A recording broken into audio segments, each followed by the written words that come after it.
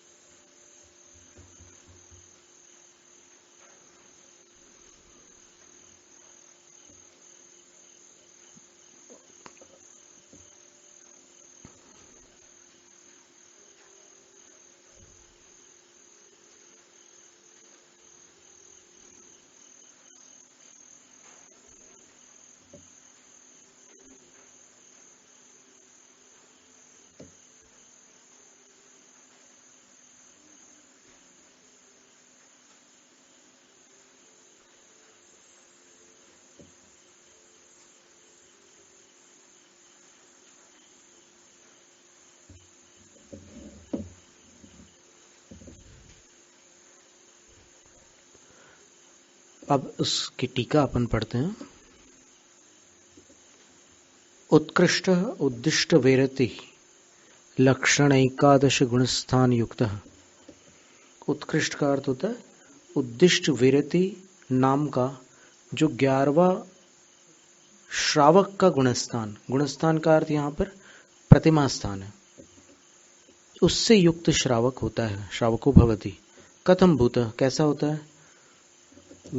चेल खंड धर कौपीन मात्र वस्त्र खंड धारक। कौपीन मात्र वस्त्र खंड के धारक होते हैं। आर्य लिंग धारी इत्यर्थ। आर्य लिंग को धारण करने वाले। लिंग का अर्थ साधु मुद्रा है।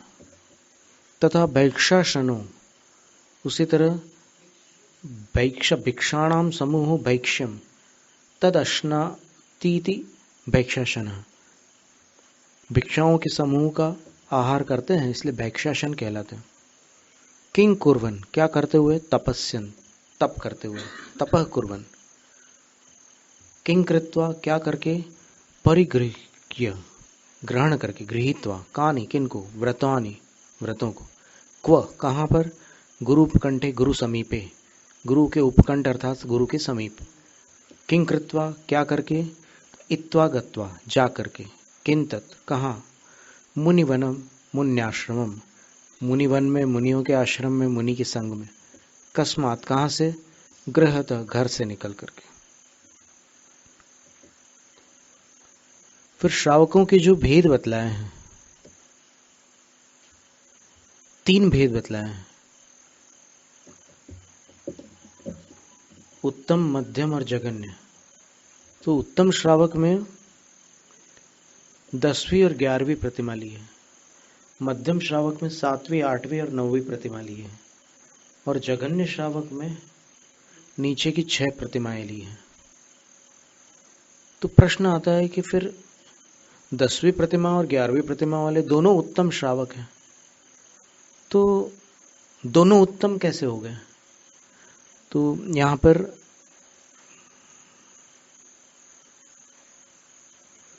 आदिमती आर्यिका माता जी ने इसके विषय में लिखा है। यहाँ सुपार्श्वती माता जी का रत्नकरण श्रावकाचार है क्या?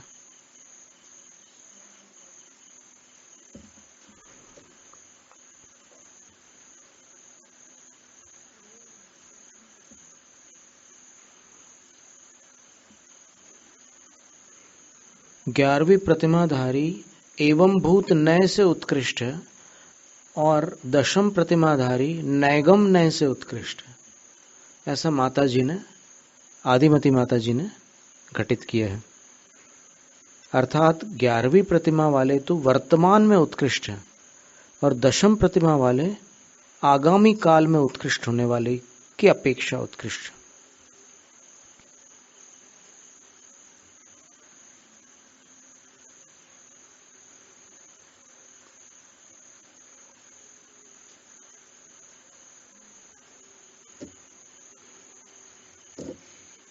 मूड बद्री में थी वो अपने पास, फिर हो सकता है कहीं किसी बैग में रखे हो। और कोई है रत्नकर्ण वहां पर?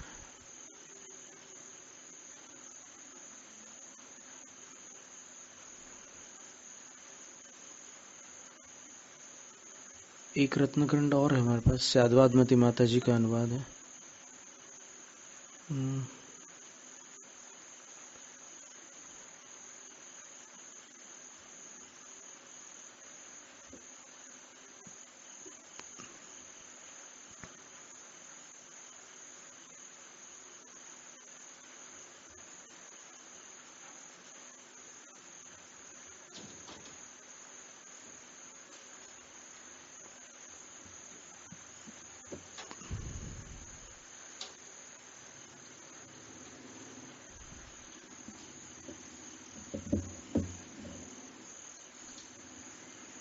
दो प्रकार की आहार विधि है क्षुल्लक अवस्था में, उनका वर्णन अपन देखते हैं, संभवतः कार्तिकेय अनुप्रेक्षा में मिल जाए।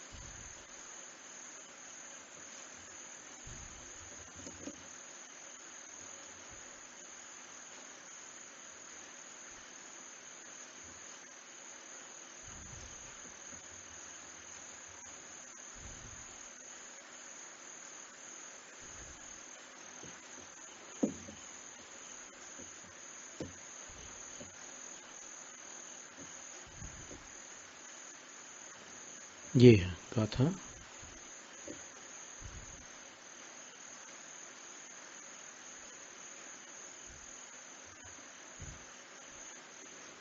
अथ गाथा द्वयेन उद्दिष्ट विरति प्रतिमा लक्ष्य प्रतिमा प्रपंचयति।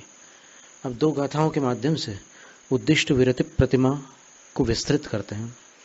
जूणव कोटि विशुद्धम भिक्षायणेन भुंजदे भोज्यम जायण रहियम जोगम उद्दिष्टाहार विरदोसु।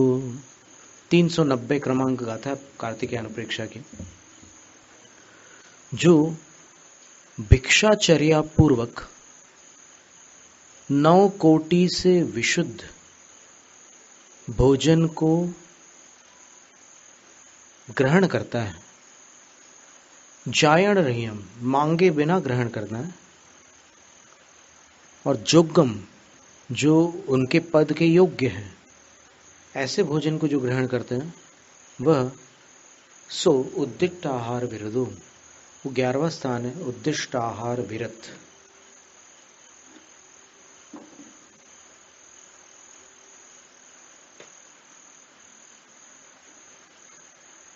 फिर आचार्य शुभचंद्र भट्टारक जी की जो टीका है उसमें देखिए आचार्य क्या कहते हैं। सश्रावक उद्दिष्टाहार विरतः, वे श्रावक उद्दिष्टाहार विरत। उद्दिष्ट पात्रम उद्देश्य निर्मापितः, उद्दिष्ट का अर्थ होता है पात्र का उद्देश्य करके बनवाया हुआ जो भोजन है वह उद्दिष्ट भोजन कहलाता है। उद्दिष्ट सचासो आहारश्च उद्दिष्ट आहार। तस्मात् उद्दिष्ट आहारात् विरत निवृत्तः, उद्दिष्ट आहार से विरत है, निवृत्त है, उद्दिष्ट आहार विरत। सोद्दिष्ट पिंडोपदि शयन वरासन वसत्यादेर विरतः। यहाँ पर वही बात है जो कल हमने बोले थे ना, चारित्र सार में 5 प्रकार के उद्दिष्ट का त्याग कहा है। यहाँ पर अपने उद्देश्य से बना हुआ भोजन अपने उद्देश्य से बनी हुई ये पिच्छिका आदि, फिर अपने उद्देश्य से बना हुआ जो पाटा है सोने का, अपने उद्देश्य से बना हुआ एक कोई श्रेष्ठ आसन है, और अपने उद्देश्य से बने हुए आवास है, वसति, और आदि शब्द से और भी कुछ चीजें ली हैं। तो इनसे जो विरत होते हैं वो श्रावकों के 11वें स्थान पर होते हैं, क्षुल्लक, एलक, क्षुल्लिका। सकह वो कैसे होते हैं, कौन होते हैं? तो बोले यह भुंगते हैं, जो भोजन करते हैं। अश्नाति भक्षयति किंतत्, किसका भोजन करते हैं? तो बोले भोज्यम भोजनम आहारम अशन पान खाद्य स्वाद्यादिकम चतुर्विधम, चारों प्रकार के आहार का भोजन करते हैं। अशन यानी भोजन जिसको खाया जाता है, पान यानी पीने योग्य होता है, खाद्य यानी मिठाइयाँ होती है, स्वाद्य यानी इलायची सौंफ आदि होते हैं। फिर दूसरे प्रकार से भी 4 चतुर्विध आहार का वर्णन आता है। अन्नम पानम खाद्यम लेह्यम, स्वाद्य के बदले एक लेह्य आहार भी बतलाते हैं। लेह्य का अर्थ होता है जो ज्यादा सॉलिड भी नहीं है और एकदम लिक्विड भी नहीं है, बीच की स्थिति है। अब उसमें आपके अनुमान में तो तत्काल आ रही होंगी वो वस्तुएं, रबड़ी वगैरह, बासुंदी वगैरह, एकदम ठोस भी नहीं और एकदम ऐसे दूध जैसे पी भी नहीं सकते और रोटियां जैसे खा भी नहीं सकते। तो ऐसे 4 प्रकार का आहार है। केन, किस प्रकार से ग्रहण करते हैं वो? बोले भिक्षाचरणेन, आहारार्थम परगृह गमनेन, आहार के लिए दूसरों के घरों तक जाकर, परिभ्रमणेन, भ्रमण करके, कीदृक्षम तत् भोज्यम, वह भोजन किस प्रकार का होता है जो वो ग्रहण करते हैं? बोले 9 कोटि विशुद्धम, 9 कोटि से वो विशुद्ध होता है। मनोवचन कायैहि प्रत्येकम कृत कार्यतानुमोदनैहि 9 कोटिभिः, मन से, वचन से, काय से, कृत से, कारित से, अनुमोदना से, जो अपने लिए न बनवाया हो। तो नवोत्कृष्ट प्रकार है विशुद्धम, ऐसे निर्मल भोजन होता है वो, दोष रहितम, दोष रहित होता है। निर्मलम भोज्यम निर्दोषम, मनः कृतम भोज्यम, मनः कारितम भोज्यम, मनोनुमतम भोज्यम, वचन कृतम भोज्यम, वचन कारितम भोज्यम, वचनानुमोदितम भोज्यम, कायकृतम भोज्यम, काय कारितम भोज्यम, कायानुमोदितम भोज्यम इति नवोत्कर्ष प्रकार है। इस तरह 9 प्रकार से विशुद्ध होता है वो, दोष रहितम इत्यर्थ, निर्दोष, दोष रहित, ये इसका अर्थ हुआ।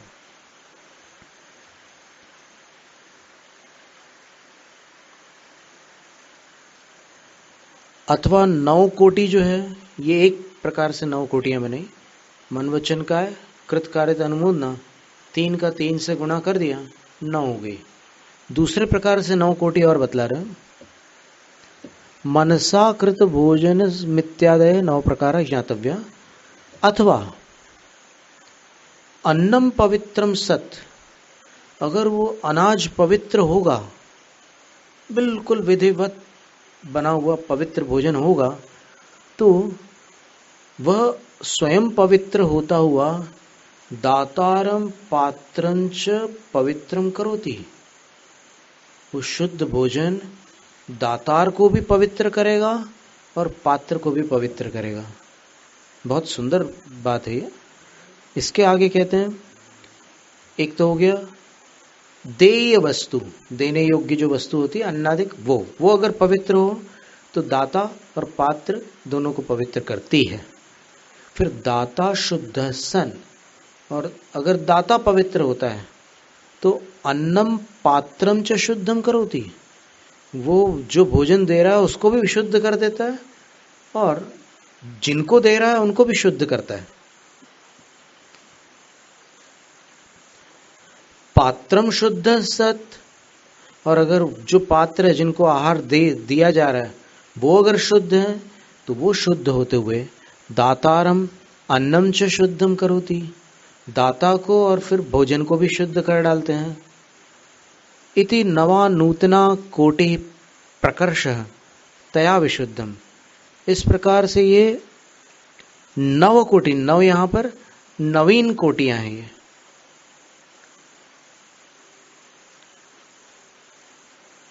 तो 3-3 की गिनती सर्वत्र आ रही है। 3 में से एक पवित्र होता है तो बाकी 2 को पवित्र करता है, दूसरा पवित्र होता है तो बाकी 2 को पवित्र करता है, तीसरा पवित्र होता है बाकी 2 को पवित्र करता है। तो ऐसे 9 की संख्या आती है। पहले क्या कहा? अन्न दाता पात्र, फिर दाता अन्न पात्र, फिर पात्र दाता अन्न, ऐसे भी बनता है। पुनः कीदृक्षम, और कैसे रहता है? वो अनाज जो भोजन ले रहे हैं शुल्लक महाराज, वो कैसा रहता है? यांचा रहितम मह्यम अन्नम देहि इति आहार प्रार्थनार्थम द्वारोद्घाटन शब्द ज्ञापनम इत्यादि याचया प्रार्थनया रहितम। बोलते हैं कि याचना से रहित भोजन होता है। मुझे भोजन करा दो, मुझे भोजन दे दो। इस प्रकार आहार की प्रार्थना करने के लिए दरवाजा खटखटाकर आवाज करके उनको जानकारी देते हैं अंदर, फिर वो दरवाजा खोलते हैं और उनसे कहते हैं कि मुझे भोजन करा दो।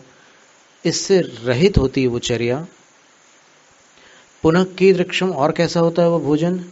तो योग्यम, योग्य भोजन होता है, साधु के योग्य। मकार त्रय रहितम, 3 मकारों से रहित।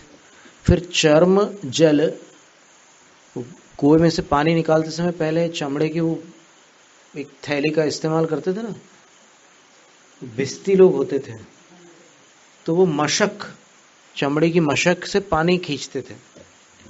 तो वो चर्म वाला नहीं चलता। और चर्म में घी भी रखा जाता था पहले, तेल भी रखते थे, आमट आदि हींग वगैरह भी रखते थे। तो वैसा भोजन नहीं ले सकते। रात्रौ अकृतम, रात में बनाया हुआ भोजन नहीं ले सकते। चांडालिनी,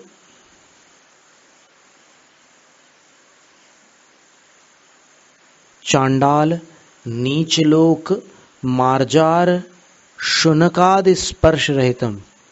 चांडाल के स्पर्श से रहित, नीच लोगों के स्पर्श से रहित, मार्जार अर्थात बिल्ली वगैरह के स्पर्श से रहित, शुन अर्थात कुत्ते वगैरह के स्पर्श से रहित। यति योग्यम भोजनम, साधु के योग्य भोजन लेंगे।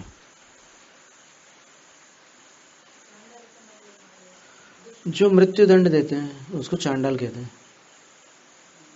आज अपन ने पढ़ा भी था ना सवेरे, उसमें वड्डाराधना में आज आया था प्रसंग।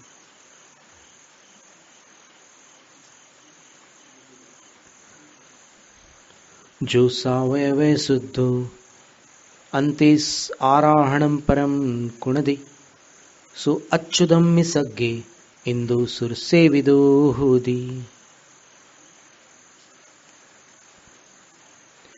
इन 11 व्रतों से जो शुद्ध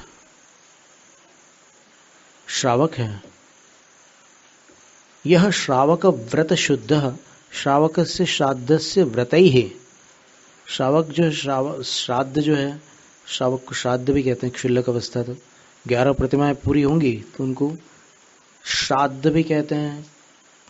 तो उनके व्रतों से सम्यक दृष्टि, दर्शनिक व्रत, सामायिक, प्रोषदोपवास, सचित्त विरत, रात्रि भुक्ति विरत, अब्रह्म विरत, आरंभ विरत, परिग्रह विरत, अनुमति विरत, उद्दिष्टाहार विरत व्रतैर द्वादश प्रमिदे। एक तो पहला तो सम्यक दर्शन ही ले लिया, फिर दर्शन प्रतिमा से फिर अंतिम प्रतिमा तक 11, तो सम्यक दर्शन को उसमें मिला करके इन 12 से जो शुद्ध निर्मल है, जो शुद्ध निर्मल है, षष्टि दोष रहित, 60 अतिचारों से रहित है। 12 व्रत के 5-5 अतिचार है तो कितने हो जाएंगे? 12 into 5 60।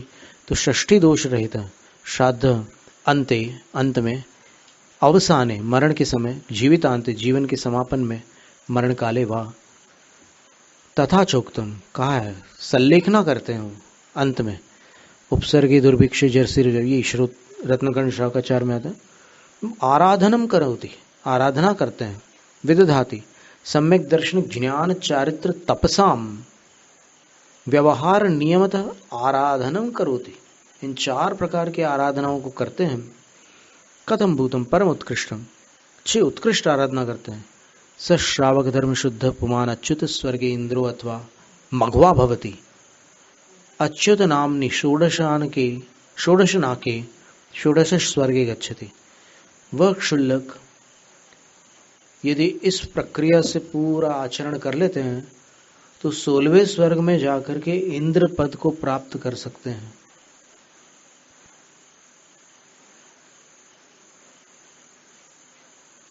सामान्य गृहस्थ नहीं कर सकते, लेकिन ये कर सकते हैं। ततः परम नवग्रैवैकादिषु न याति इति नियमो ज्ञातव्य, उसके ऊपर नवग्रैवैकादिक तक नहीं जा सकते, ऐसा नियम है, ये जानना, क्योंकि वहां ऊपर जाने के लिए दिगंबर मुद्रा वाले ही जा सकते हैं। कीदृक इंद्र, कैसा इंद्र होते हैं, तो बोले सुर सेवित, देवों द्वारा सेवित, सामानिकादि देव वृंद ही सेवित, सामानिकादिक देवों के समूह द्वारा सेवित, सेव्य स्यात्, सेवनी हो जाते हैं। तथा वसुनंदी सिद्धांतिनोद्दिष्टाहार विरति प्रतिमा लक्षणम प्रोक्तम च, वसुनंदी सिद्धांत चक्रवर्ती ने उद्दिष्ट आहार विरति नामक प्रतिमा का लक्षण उन्होंने भी कहा है। कैसा कहा है, हे यार सम्मिठाणी उक्किठो सावो हवे दुविहो वथेय धरो पड़मो को वीण परिगहो विदियो। 11वें स्थान पर जो उक्किठो सावो उत्कृष्ट श्रावक हैं, दुविहो हवे 2 प्रकार के होते हैं, वत्थे धरो पड़मो कोवीण परिगहो विदियो, एक तो कोपिन के साथ एक वस्त्र को धारण करते हैं और दूसरे वस्त्र को न धारण करके केवल कोपिन को ग्रहण करते हैं। धम्मिल्लाण वणयणम करदिकत्तरि कारदिकत्तित्तरिछुरेण वा पढ़मु ठाणादिसु पड़ि लेहदि मिदोवकर्णेन पयडप्पा। वह नाई वगैरह से कैंची या जो उस्तरा होता है उससे अपने केशों का अपनयन करा सकते हैं क्षुल्लक अवस्था तक, क्षुल्लक क्षुल्लिका। और ठाणादिसु पड़ी लेहदी अपने स्थान आदि का प्रतिलेखन करते हैं मृदु उपकरण के माध्यम से, पैडप्पा सावधानी पूर्वक। और भुंजेदि पाणिपत्तम में भायणे वा स्वयं समवैठो ओवासम पुण्यमा चौव्यहम कुणदिपव्येसु। खास बातें लिखी है इसमें कि क्षुल्लक अवस्था में पाणिपत्तम में भायणे वा स्वयं समवैठो भोयणम कुरेदी, बैठ करके पानी पात्र में अथवा भाजन यानी बर्तन में वो भोजन कर सकते हैं। और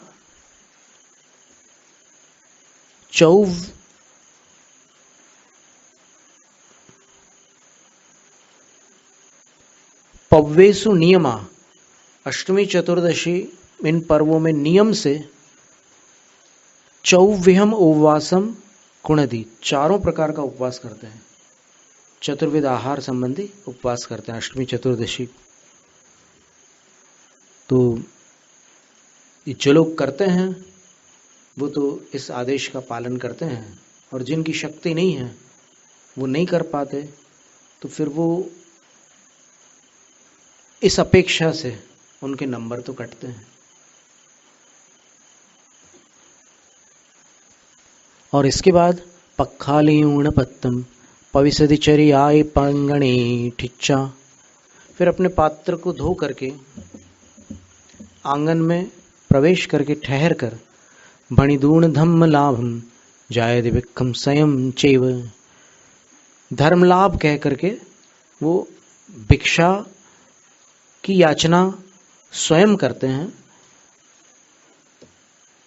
और यानी भोजन के लिए आने से पहले वो पात्र को धोकर फिर चर्या में प्रवेश करके प्रांगण में ठहर कर धर्म लाभ इस प्रकार से वचनोच्चारण करते हैं। तो फिर वो लोग समझ जाते हैं, दातार लोग, कि आहार चर्या के लिए आए हुए हैं। अभी तो क्या है कि मुनि के आहार के समय आते हैं, तो फिर मुनि जैसे ही पूरी प्रक्रिया चलती है।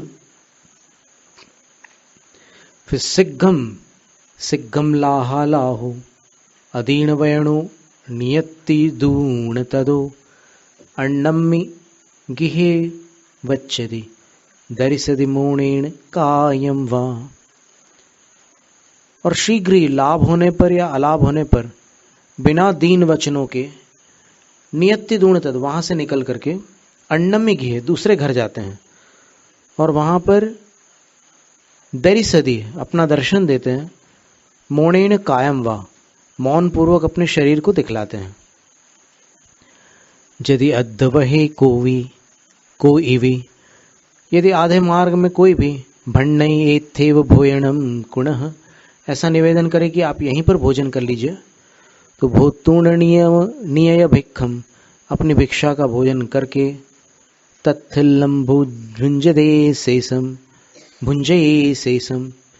तो जितना अन्य घरों से जो उनके पात्र में उन लोगों ने आहार दिया हुआ है और कोई बाद में कहता है कि हमारे यहाँ भोजन पूरा कर लो, तो वहाँ रुक करके फिर पूरा भोजन कर लेते हैं। इसका अर्थ ये हुआ कि बहुगृह भोजी भी क्षुल्लक होते थे। अभी वर्तमान में तो ये प्रक्रिया नहीं चल रही है, पर पूर्व काल में ऐसी भी प्रक्रिया थी।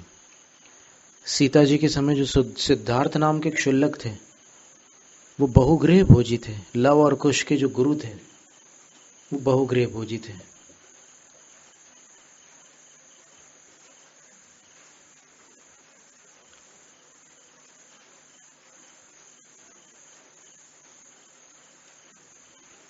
अहणलहैतो भिक्खम भमिज्ज नियपोट पूरण पमाणम पच्छायम मिगिहे जायज्जो पासुगम सलिलम। अब अगर भिक्षा नहीं मिलती कहीं तो फिर और भ्रमण करते हैं और अपने उदर पूर्ण पर्यंत भोजन अगर मिल जाता है तो फिर एक घर पर प्रासुक जल को मांग करके फिर वहां पर जम किम्पी पड़िद भिक्खम बुंजिज्जो सोहि दूण जत्तीण फिर वहां बैठ करके जहां प्रासुक जल उनको अंत में मिल रहा है, पहले तो उनने अनेक घरों से भिक्षा को अपने पात्र में ग्रहण किया और उसके बाद अंतिम घर में पासुक सलिल को लेकर के फिर जितना मिला है उसको पूरी तरह शोध करके भोजन करते हैं। और पक्खाली दूण पत्तम गच्छे जो गुरु सयासम्मी फिर पात्र को स्वयं धो करके गुरु के निकट चले जाते हैं। यदि न चेज्जो कादुम ऋषिगेहिणम मिचर्याये पविसित्तु एय भिक्खम पवित्रणीयमेण वा कुज्जा ता कुज्जा। और यदि एवं न चेज्जो यदि इस प्रकार की भिक्षा नहीं करते हैं तो फिर कादुम ऋषि गेहणम मिचर्या है, तो ऋषि लोग जिस तरह से ग्रहण करते हैं भोजन, मुनि महाराज निर्गंत दिगंबर साधु, वैसी चर्या पूर्वक पवित्र ये भिक्खम एक भिक्षा करना, मतलब एक घर में ही पूरा जल आहार सब कुछ ले सकते हैं। तो पवित्र नियमेण ता कुज्जा, वो प्रवृत्ति के नियम पूर्वक वैसा भी कर सकते हैं। कुज्जा है ना कुर्यात गंतूण गुरु समीवम, फिर गुरु के समीप जाकर पच्चखाणम चौव्यहम विहीना, पूरी विधि के साथ 4 प्रकार के आहार का प्रत्याख्यान ग्रहण करना अथवा 4 प्रकार का प्रत्याख्यान ग्रहण करना। विनय शुद्ध अनुभाषण शुद्ध, भाव शुद्ध और अनुपालन शुद्ध, ऐसे 4 प्रकार का प्रत्याख्यान होता है। त्याग करते हैं भोजन का गुरु के पास जाकर के आहार के बाद। गैदूण तदो सव्वम आलोचेज्जोपयतेन। तो इन चारों सभी प्रत्याख्यानों को ग्रहण करके फिर प्रयत्न पूर्वक सावधानी पूर्वक अपनी आलोचना कर लेना। आगामी काल का भोजन छोड़ दिया और अभी जो भोजन लिया था उसमें क्या क्या लिया था। कुछ संघों में आचार्य महाराज सुनते हैं कि क्या क्या लिया था, और कुछ संघों में बस अंतराय हुआ था कि नहीं हुआ था, निरंतराय हुआ था, इतने मात्र में काम हो जाता है, प्रत्याख्यान ले लो, इतना पर्याप्त होता है। और कई संघों में पूरा बताते हैं कि आज हमने इतनी वस्तुएं ली थी, तो शुरू से लेकर अंत तक के जो जो वस्तुएं ली थी वो सारी बताते हैं गुरु को। और बताते समय कई बार जो बता रहे हैं उनको स्वयं कभी कभी लगता है कि मैंने कितनी सारी चीजें ले ली, इतनी सारी चीजों की क्या आवश्यकता है, शरीर को जितना वेतन आवश्यक है उतना ही वेतन दिया जाए। तो ऐसी सब बातें होती है। ये क्या है कि मान कषाय नष्ट जितनी होती जाती है उतनी विशुद्धि बढ़ती जाती है। तो ये सब चीजें आती है। एमेव होई विदिदु। इसी तरह दूसरे श्रावक भी होते हैं, नवर विशेषो कुणे यणीयमेण, लेकिन उसमें अंतर ये है उनमें कि वो नियम से लोचम केश लॉन्च करते हैं। एलक महाराज बार्बर से कटिंग नहीं करवा सकते, शेविंग नहीं कर सकते, पर केश लॉन्च ही करते हैं। धरेज पिच्छम, पिच्छी धारण करते हैं। भुंजिज्जो पाणिपत्तम में, और पाणी पात्र में भोजन कर सकते हैं। दिन पणिम वीरचर्या तियाल जोगे सुणथ्य अय्यारो सिद्धंतर साणम अध्ययने देश विरदाणम। दिन में प्रतिमा योग धारण करना, वीरचर्या करना, त्रिकाल योग, इनमें देश विरदाणम अय्यारो नथी, देश विरतों का अधिकार नहीं है। अर्थात देश विरत जो हैं वो ये क्रियाएं नहीं कर सकते। दिन प्रतिमा योग का अर्थ क्या होता है कि दिन भर सुबह से लेकर शाम तक सूरज की ओर मुख करके ही रहना है, खड़े रहो या बैठ के, सूर्य के अभिमुख ही अपना मुख रखना है, उसको दिन प्रतिमा योग कहते हैं। फिर वीरचर्या का अर्थ क्या होता है? कुछ विद्वानों का अभिमत है वीरचर्या यानी सबके सामने केशलोंच आदि करना, पर कुछ का कहना है कि नहीं, वीरचर्या का अर्थ होता है भोजन संबंधी चर्या है, पर ऐसी कठिन चर्या है जो केवल वीर लोग कर सकते हैं। जैसे आचार्य शांति सागर महाराज जी ने वीरचर्या की थी कटनी में कि मुझे जो पड़गान कर रहे हैं तो उनके आसपास कोई बैल के सींग, सांड के सींग में गुड़ लगा होगा तो आहार करेंगे।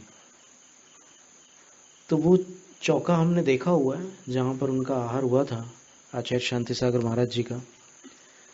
किराने की दुकान थी वो, वहां पर गुड़ की भेलियां आई ट्रक में, पूरे ठेला भर करके आया सब गुड़, ऐसे बड़ी बड़ी वो रहती है ना गुड़ की, तो वो उतारी वहां पर नीचे, और एक सांड घूमता फिरता हुआ आ गया। 8 दिन बाद 7 दिन निराहार रहे वो, और 8वें दिन वो आया और उसने ऐसे सींग में वहां पर वो करते ही अपनी मस्ती में रहते, बिल्कुल मलमस्त रहते बिल्कुल, तो उनने ऐसे सींग में ले लिया और आचार्य जी को दिख गया और पड़गान हो गया, आहार हो गया।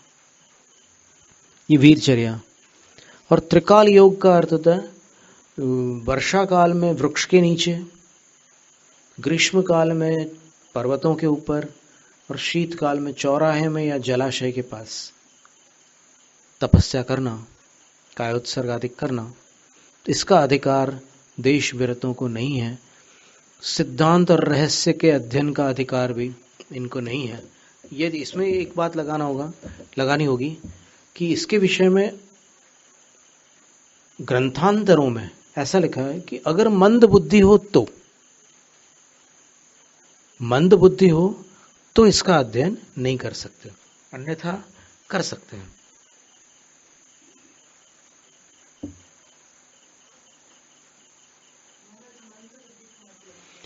मंद बुद्धि का अर्थ डल माइंडेड, कोई भी, मतलब देश विरत का अर्थ अगर कोई बुद्धिमान नहीं है, मतलब ज्ञानावरण का क्षोभम बहुत मंद है, तो फिर इसका अध्ययन न करें, ऐसा है। अल्पमेधसाम ऐसा लिखा। उद्दिष्ट पिंड विरदो दुवियप्पो सावो समासीण एआर सम्मिठाणी भणियो सुत्तानुसारीण। उद्दिष्ट पिंड विरत श्रावक संक्षेप से दो प्रकार के हैं। 11वें स्थान में सूत्र के अनुसार उनके दो भेद हो जाते हैं। फिर समंतभद्र स्वामी ने जो बात कही वो तो अपन पढ़ ही रहे हैं।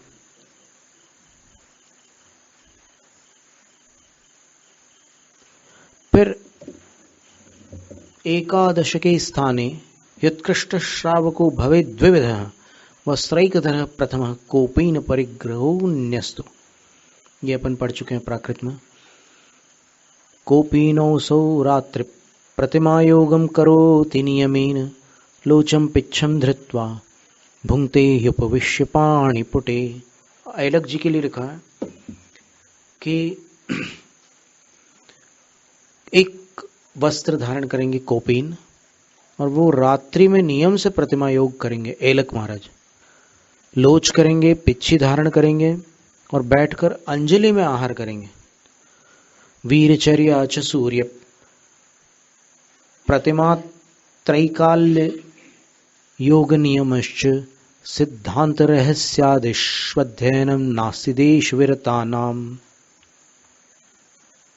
वीरचर्या, सूर्य प्रतिमा, त्रिकाल योग के जो नियम होते हैं, फिर सिद्धांत और रहस्य आदि के विषय में जो अध्ययन किया जाता है, नास्ति देश विरतानाम, देश विरतों के लिए नहीं है वो।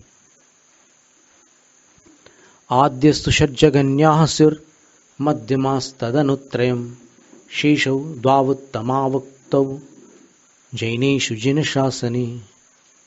शुरू की 6 प्रतिमाएं जगन्य श्रावक की है, मध्य की 3 मध्यम की और अंत की 2 उत्तम श्रावक की प्रतिमाएं होती है जिन शासन में। फिर चारित्र सार की भी वो पंक्ति लिखी है जो हमने कल बतलाई थी। सोद्दिष्ट पिंडोपदिशयन वरासनादेर विरतः। एक शाटक धरो, अपने उद्देश्य से बने हुए भोजन, उपकरण, शयन, उत्तम आसन और आदि शब्द से आवास, इनके जो त्यागी हैं। एक शाटक धरो, एक कपड़े को धारण करने वाले हैं। भिक्षाशना, भिक्षा पूर्वक भोजन करने वाले हैं। पाणिपात्र पुटेन उपविश्य भोजी, अंजलि पुट में बैठकर भोजन करने वाले हैं। रात्रि प्रतिमादि तपस समुद्यतः, रात्रि में प्रतिमा योग आदि तप में समुद्यत रहने वाले हैं। और आतापन आदि योग रहितो भवति, आतापन आदि योगों से रहित होते हैं। अणुव्रति महाव्रतिनौ समिति युक्तौ संयमिनौ भवतः समितिम विना विरतौ। अणुव्रत और महाव्रत को धारण करने वाले संयमी कब कहलाते हैं? तो बोलते हैं कि अगर समिति साथ में होगी तो संयमी कहलाएंगे, नहीं होगी तो व्रती कहलाएंगे। तो क्षुल्लक अवस्था से समितियां प्रारंभ हो जाती हैं। तो क्षुल्लक अवस्था से समितियां प्रारंभ हो जाती है ना, वो 4 हाथ देख करके ही चल सकते हैं, ऐसे बिना देखे यहाँ नजर घुमाते हुए नहीं चल सकते, देख कर ही चलेंगे। बोलते समय भाषा समिति से बोलेंगे। आहार विधि में भी वही विधि जैसे साधु लेते हैं उनके पीछे लेंगे वो, और वो सारी विधियां वैसी रहेंगी उनकी। आदान निक्षेपण समिति, प्रतिष्ठापना समिति, सबका पालन करेंगे। तो अणुव्रती और महाव्रती दोनों समितियों से युक्त होते हैं तो संयमी होते हैं, और समिति के बिना होते हैं तो फिर मातव्रती होते हैं। तथा चोक्तम वर्गणा खंड से बंधनाधिकारी, और यही बात वर्गणा खंड में षटखंड आगम का जो चौथा खंड है, वर्गणा पांचवा खंड है वर्गणा खंड, पहला जीवस्थान, दूसरा क्षुद्रक बंध, तीसरा बंध स्वामित्व, चौथा वेदना खंड और पांचवा वर्गणा खंड। उसके बंधनाधिकार में लिखा है संयम विरीणम को भेदो, संयम और विरति में क्या भेद है? तो कहते हैं आचार्य समिति महाव्याणुव्यायम संयमो, समिति सहित महाव्रत और अणुव्रतों को संयम कहते हैं।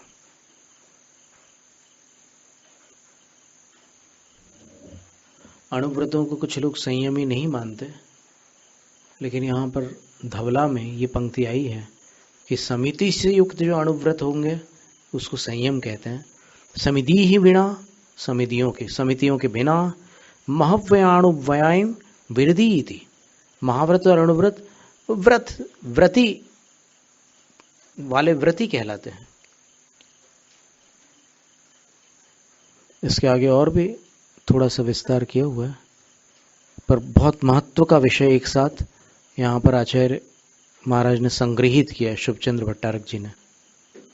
ये पूर्वकालीन जो भट्टारक होते थे ये दिगंबर मुद्रा को धारण करने वाले होते थे।